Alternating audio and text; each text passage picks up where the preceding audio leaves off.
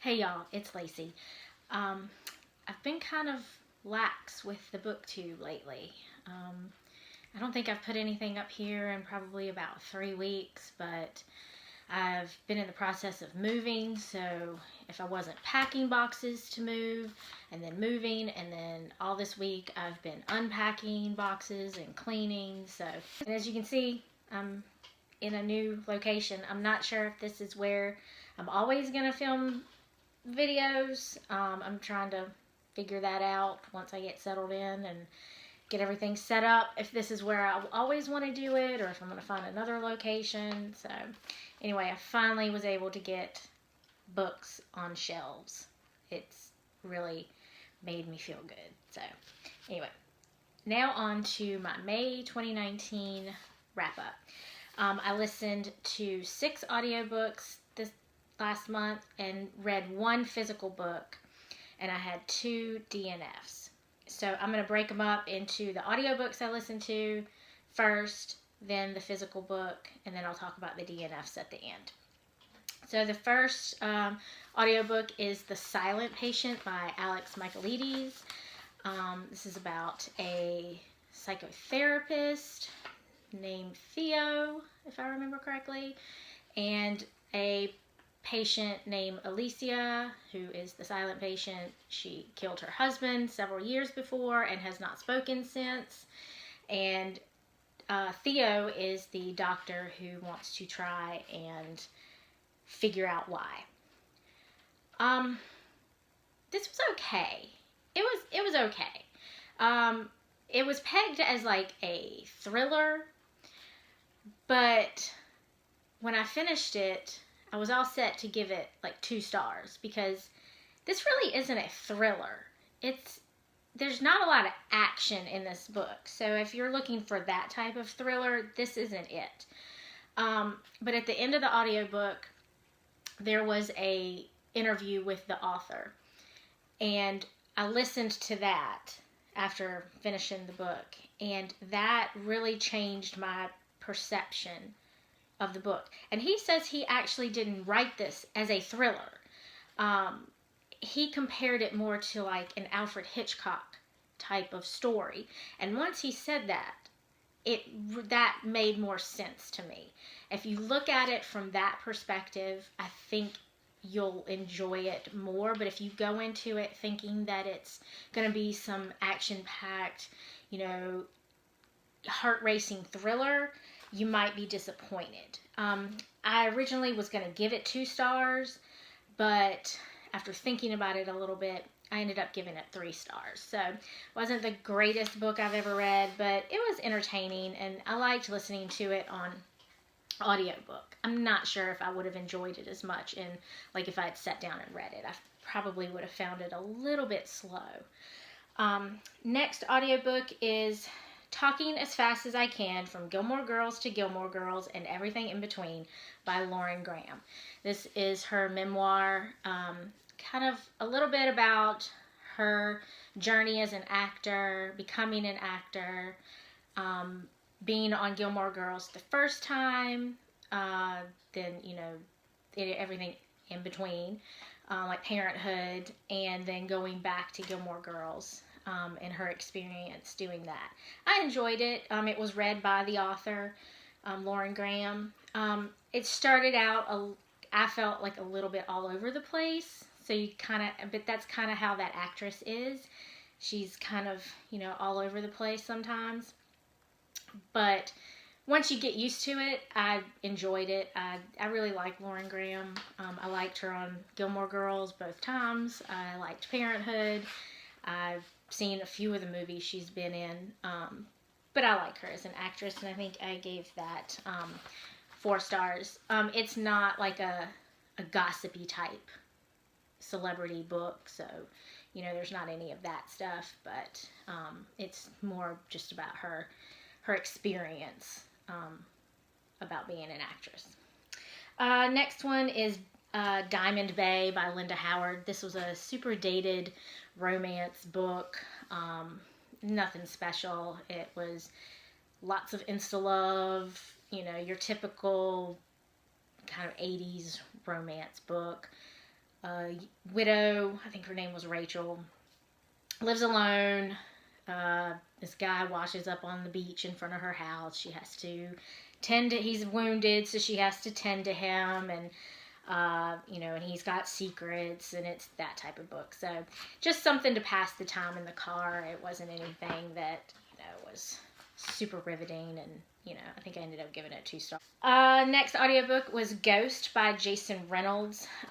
This is about a boy who is he gets a chance to be on a track team and be a part of something. He's raised by a single mom, but then he makes a bad decision that almost jeopardizes his position on this team, and he's made to take responsibility for it and learn from it. And I liked it. I mean, it's a middle grade book, and it was it was really quick. I think I listened to it in a day, but I liked it. It was a nice story. About, when you make bad decisions, you need to own up to it and take responsibility for it. And, nobody's going to think bad of you if you do. But if you don't, then that could change the trajectory of your life. I think I gave it 4 stars. This one actually helped me check off a book on my Great American Read list that I'm trying to work my way through. The next audiobook I listened to was Josh and Hazel's Guide to Not Dating by Christina Lauren. I enjoyed it. It was a cute little romance, like friends to lovers type romance. There were parts of it that I didn't get. Like, so Hazel and Josh went to college together. It's says that they were friends, but it sounds like the friendship was more in Hazel's head than it was in real life. Like, she had all these awkward experiences with Josh, so it wasn't so much like they were friends that like spent a lot of time together. It was more like she saw him from a distance and liked him and did all these stupid things when she was around him, but they weren't actually friends. And then they don't see each other for many years, and then he pops back up in her life, and she decides she's going to be friends with him, and they have this, it's almost like an insta friendship, in my opinion. You talk about insta love. This was like an insta friendship that I felt kind of came out of the blue. Like, there was no build up to it. It was just like, we're friends now. And then they start setting each other up on these double blind dates that I didn't really understand why they had to go on blind dates together, but I guess it was for the story. And there were some funny moments with the blind dates. It was fun to listen to. There were moments where it was like, if you would just talk to each other, you would, resolve all of this stuff. But again, it has to be that way to move the story along. I thought the ending was a little rushed and a little quick, but again, it worked. And I enjoyed it. I think I gave it 4 stars.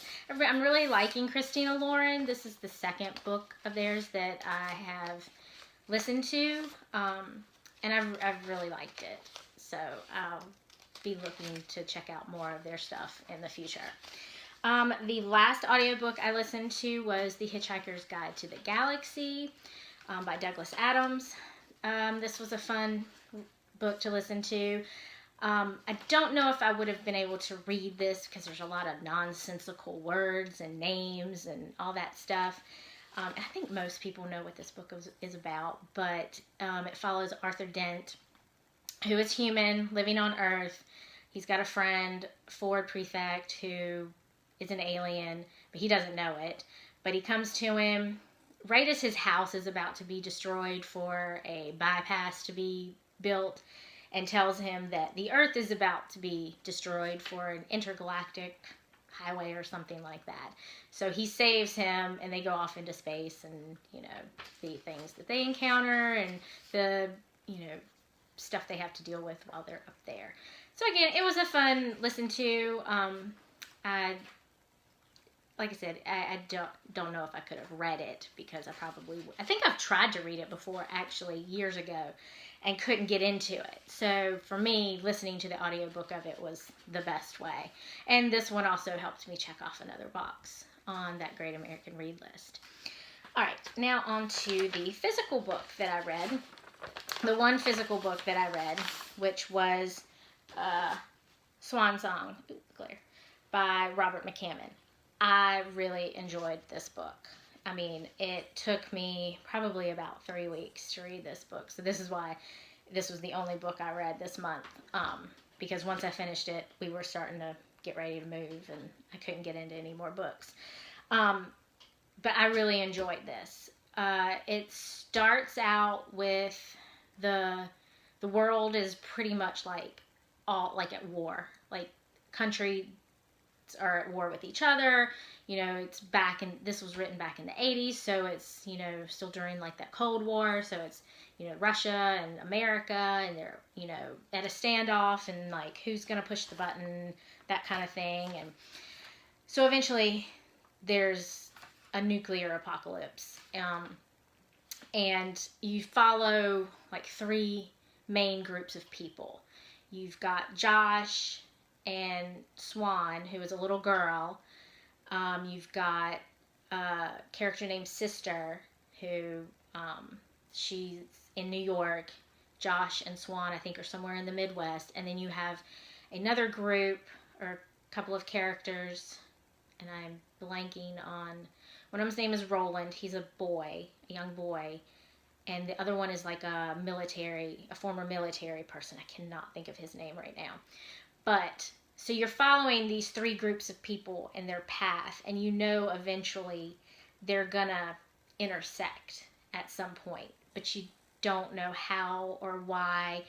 And one set of characters is, you can tell is gonna be a bad guy scenario. Like they're the bad guys, and then you have the other group. So, you're following their path as they're making their way to each other. Think The Walking Dead, but without like the zombies or the walkers and stuff like that.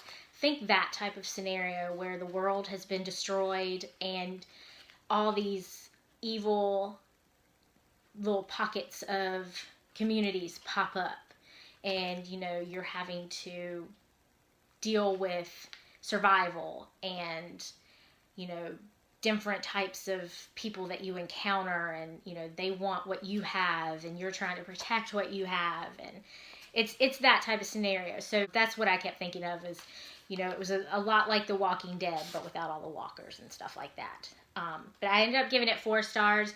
The ending to me was, good. It was satisfying. I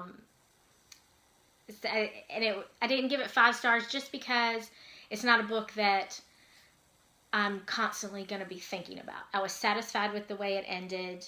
I enjoyed it. Maybe years in the future, I might pick it back up again. It's one I would recommend. If you like that type of thing, if you like it, kind of horror-ish, but... It definitely, in the beginning, my heart was racing. So it definitely kept me intrigued and turning, pages to see what was going to happen next. There were a couple of moments, like in the middle, where it did drag a little bit, just because, you get that with really thick books sometimes, but... Yeah, I highly recommend it if you like that type of thing. I really want to check out some more of Robert McCammon's books, because I really like the way he writes stories. Okay, on to my DNFs. The first one I DNF'd was a book called Helldivers by Nicholas Sandsburg Smith. This was an apocalyptic type of book, sci-fi book. It's set like 250 years in the future after World War III. You've got people living on these like airships. I think there's probably only like 1,000 people left. And there's like 500, there's 2 of these airships left, and they're living in the sky because they can't go down to the earth because it's so toxic. And there was just so many flaws in that book.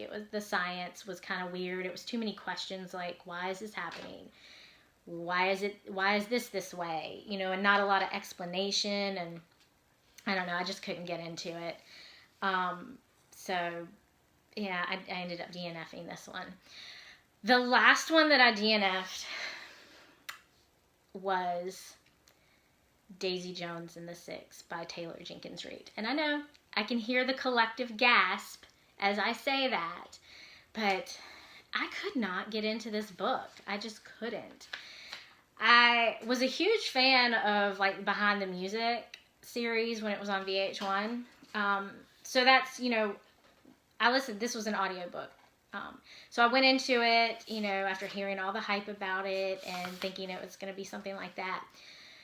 But with Behind the Music, at least you're listening, you're hearing about bands that you know about, you have a connection to, you grew up listening to them, you love them, you're fans of them. This was a band I knew nothing about, and I could not get into the characters. I couldn't connect to them. It just went on and on and on, and I'm like, I don't need to know every detail of every part of your life. Like Behind the Music, that was an hour special usually, and then you were done. This was a 9-hour audiobook, and it just went on and on and on, and I just did not care. I didn't care. I couldn't get into it. So that was it. Those were all the books that I listened to or read or gave up on in the month of May. My currently reading, I'm reading Tell Me Your Dreams by Sidney Sheldon. It's okay. Sidney Sheldon books kind of read like Lifetime movies. One of my favorite books by him is If Tomorrow Comes. I read that a couple months ago, maybe March or April. I can't remember. And to me, that was a good Lifetime movie. This one's, it's kind of one of those really cheesy Lifetime movies. And then I finally picked up A Knight in Shining Armor by Jude Devereaux. I'm supposed to be buddy reading this with Angie at Literary Labors and Tia at Tia and All the Books. But I started it late, so hopefully I'll finish that in the next couple days, week, whatever. We'll see you in a video next time. Thanks for watching. Bye.